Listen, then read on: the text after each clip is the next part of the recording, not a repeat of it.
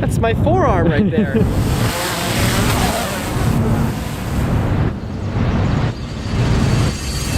That was dynamic. Like, that looked crazy. Hey guys, welcome back to another video. My name is Steven and I am here with the rest of TMS as well as Aiden, Hello. I guess you could call him the unofficial fourth member of TMS. He's been in a lot of our videos, but today, Aiden is gonna show us a new purchase he has made.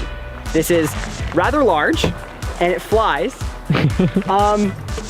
Yeah, it's an Inspire 1. Now, when I first heard that Aiden is going to dive into the world of professional drones, I thought, is the Inspire 1 even still worth it in 2020? This drone came out in 2014, right after the Phantom 2 and right before the Phantom 3, which are still the drones that use the GoPro to capture the video. Anyways, with that, I thought that we are going to send this thing up, kind of just play around with it and see what kind of shots we can get and see if it's still worth it in 2020.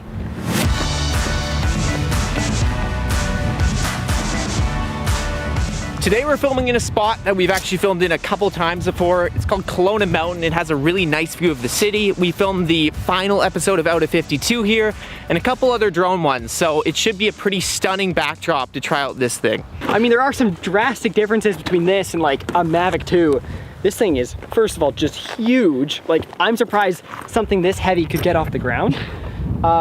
Also, if you were to take this up a mountain, it would be a bit of a process. But let's put it down and see what's inside.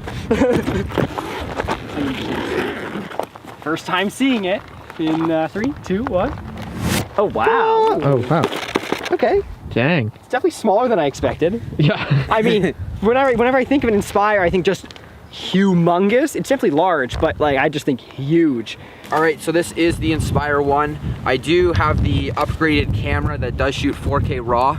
I did pick it up for $2,800, which is hefty price. It's definitely cheaper than the Inspire 2 that goes for about $20,000. This is definitely a great thing to do if you are just getting into the professional drone world. You can get the same sort of parallax shots, dual operating, and just kind of like the extra features that a professional drone like this gives you without needing to basically sell your like a liver or sell a whole new organ to make it happen. This is heavy, holy cow. This is my first time holding an Inspire. It's alive. That's cool. It's alive. Wow. Dang, that's a real camera. That is a big one. Yeah, jeez. They ain't joking with that one. Want to hold it for a sec? Yeah, sure. Oh, this is like the full front end of the drone. This is the SSD for it. Ooh. It's like $1,200 for another one of those. Oh How my. many gigs is that? 512. $1,200 for that? I think so. Holy cow! So I guess there's a micro SD card slot here and an SSD card slot here, so you can record your proxies to the SD card slot and then your actual footage to the the SSD, which makes it so when you don't have to go and make a whole bunch of proxies, which saves you a lot of time.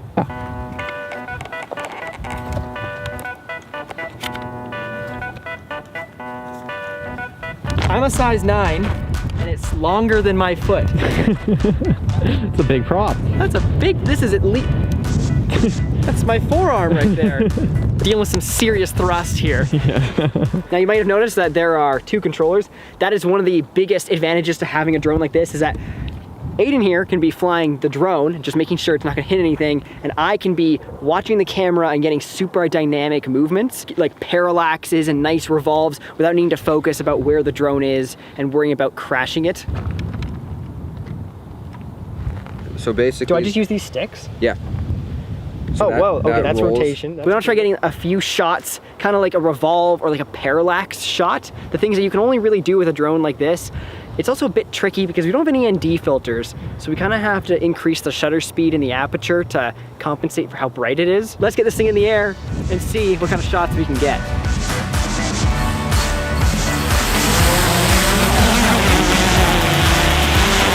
Honestly, it's not as loud as I thought it would be. It's like loud, but it's not like insanely loud.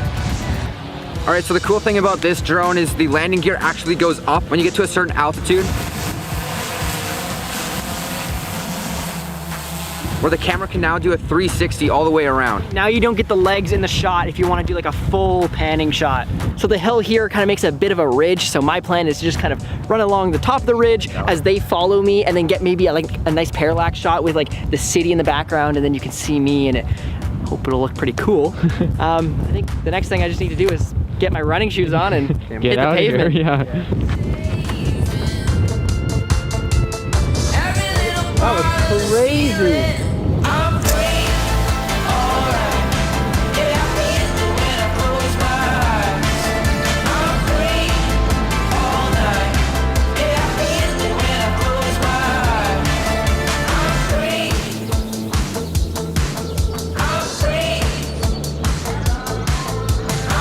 There's no way you'd be able to get a shot like this without an Inspire. There we go.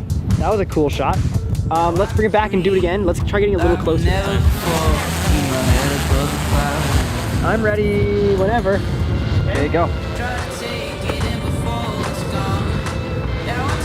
Like a beat. That's good, yeah, perfect.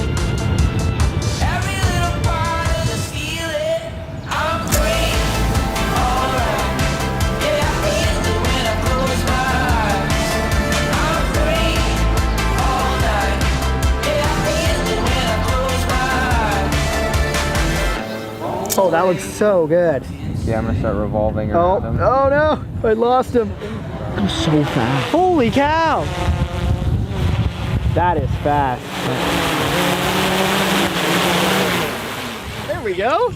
Woo! It's a little bit dicier than a Mavic 2. The shots, it's tricky. There's definitely a learning curve here. Sometimes the gimbal wasn't fast enough for me to track where Mitchell was. But I'm sure if you practice, you could get this thing. You get some crazy good shots. So we just finished the first battery. You only get 15 minutes of flight time when you're recording. So good thing we have 3 batteries, but we're now moving on to the second one, and we're gonna get some more excellent footage. We have put the second battery into the drone, and our idea for this shot, we can try getting a nice parallax shot where you can see the background whizzing by with Mitchell just kind of standing on the point of the hill. The first one went well. There was a few things I wanted to change just because it's kind of such a steep learning curve, but hopefully this time we can get a shot that I'm happy with. 3, 2, 1.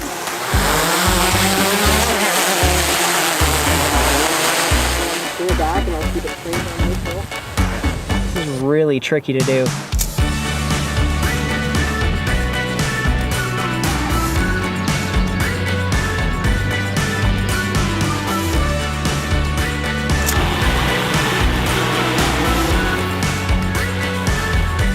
Casual, Aiden, wow. I can definitely see why you have to be a trained professional for this. There's a steep learning curve, especially trying to get smooth, precise motion with the gimbal. It takes some serious hours in the pilot seat. How long have you been doing it? I've been doing it for about 10 minutes now. It's also insanely windy, which isn't helping anything, especially the audio here. Sorry. So far, the shots are looking great. I think right now we're gonna head up the road a little bit to this nice turn, and we're gonna try getting a car shot. Something a little bit more exciting, a little bit more action.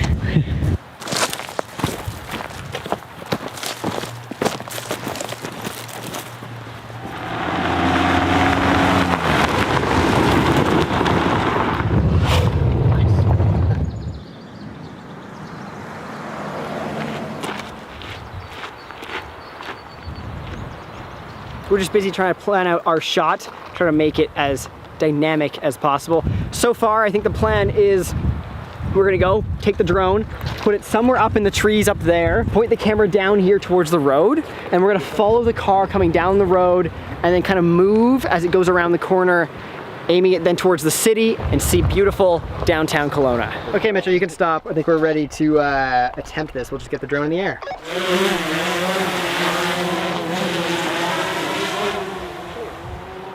Mitchell, go for it. Aiden, I'll get you to go slowly. Okay, go now? Nope, nope, nope. Start going slowly back, Aiden. Holy frick, that looks so good. We do?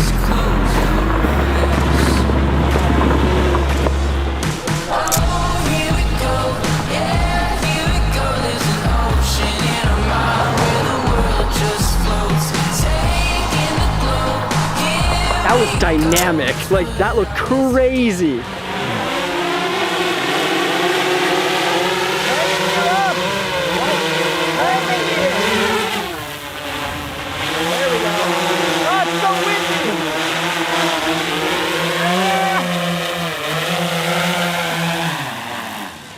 Ooh, that thing's heavy. That is like surprisingly heavy. I mean, it's a huge drone. I know. There we go. Okay. Wait, we can take a look at the shot. It looks kind of cool. Oh yeah, so if I sped up a Like bit. that? Oh! I don't, look at that. Hold on. We keep it going. Look at that. Oh my gosh. But if we just could straighten it out Dude. so then we are more parallel, like Yeah. That's lower down. nuts. And then Mitchell just turns the corner a little quick and then I'm like, oh, find the city. But it Yeah. doesn't really work. Yeah. So that That's looks good. so Incredible. that looks really like it takes it to like a Hollywood level. Like it's know. just next. Like there's like next this up. this untangible feeling that you there's like this kind of untangible feeling you get when you're like, that looks good. Like that just looks next level. Gain altitude, it's cool.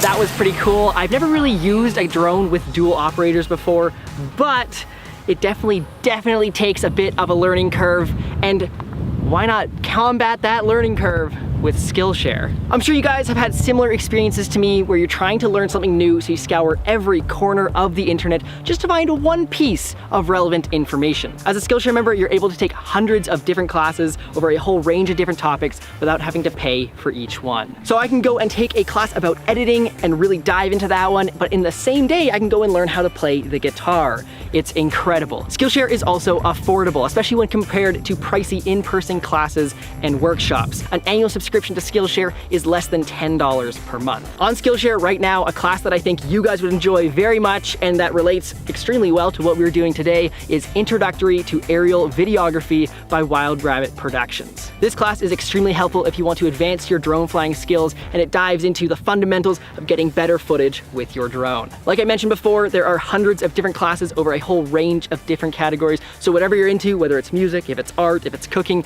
there's a class for you on Skillshare. For a limited time, use the link in our description to get a free trial of Skillshare Premium membership. I think the next step for us is to go back to the office and offload all of this footage and get it on the big screen so we can really see if the Inspire 1 is worth it in 2020. Oh my God, that's a heavy drone.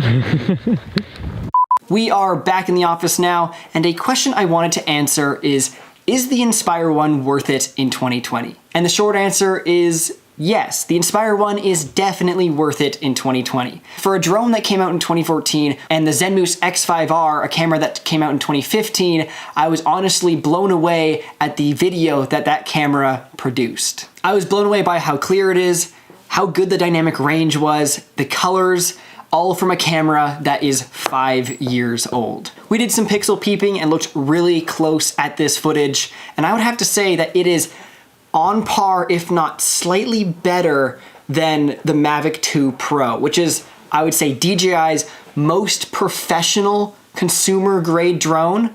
And by consumer, I mean, this is a drone that people would go out and buy for doing YouTube videos. They're not gonna go out and take a loan out to buy like an Inspire 2. With that being said, at this point, it's less about the quality of the pixels in the drone and more about what kind of movement you can get with the drone. And that is where something like the Inspire 1 blows the Mavic 2 out of the water. The Inspire 1 had dual operator, which means that you could have one person focusing entirely on what the video looks like, and the second person only worrying about flying it. When it comes to price, that's where buying an older professional level drone is kinda nice. The Inspire 1 was bought used for 2,800 Canadian dollars, which is only $800 more than what we bought our Mavic 2 Pro for. This was also bought used. Another bonus is that the Inspire 1 comes with all the bells and whistles, that are included in a professional level drone. So if you're looking to get into professional drone flying, I would definitely recommend the Inspire 1 as a very affordable way to get into that industry. It all boils down to what you want to use these drones for, because if you want to get into the professional world, the Inspire is a fantastic choice, especially if you buy used and buy an older one. But the Mavic 2 Pro has the convenience of size and portability, because when we had the Inspire, it was a full-on 35-pound briefcase we had to carry around. We had a ton of fun just trying out this drone.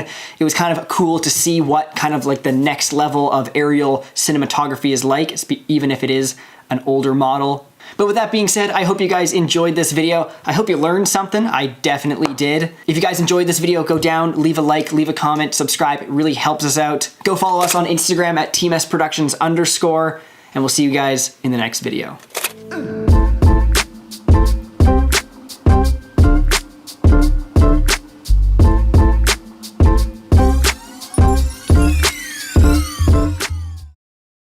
So my plan is just kind of run along the ridge here, and they can get a nice... Steven, shut up. Shut up. Okay. Go. Okay, so the heel...